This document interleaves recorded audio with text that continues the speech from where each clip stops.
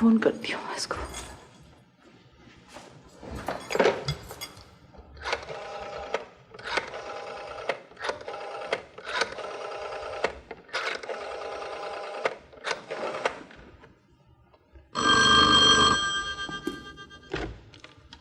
Hello. Hello, doctor Ahmad ہیں؟ نہیں جی، اس وقت ذرا باہر گئے میں شینا بول رہی ہوں. وہ آئیں تو ان سے کہنا میں گھر پر ان کا انتظار کر رہی ہوں. ذرا جلدی آ جائیں پلیز.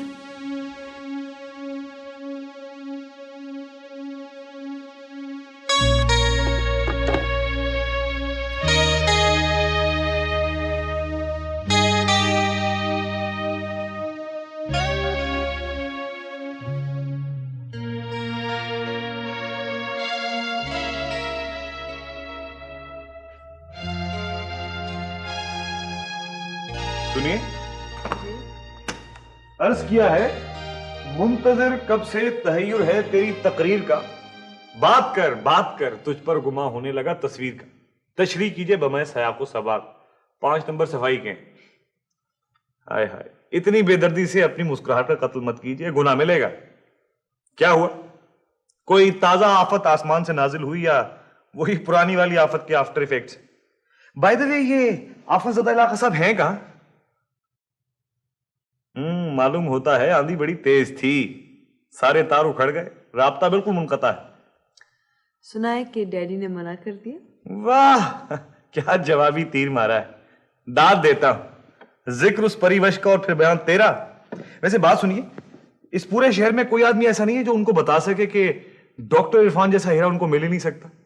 اللہ میاں نے سانچہ بنا کر توڑ دیا تھا. بہت خفا ہیں. کس بات پر؟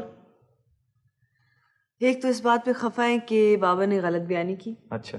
پھر آپ نے غلط بیانی کی. اچھا. اور ان کو بیوقوف بیوقوف بنایا سے کیا ہوتی ہے. اور اس بات پہ بھی خفا ہیں کہ آپ ایک معمولی سے ڈاکٹر ہیں.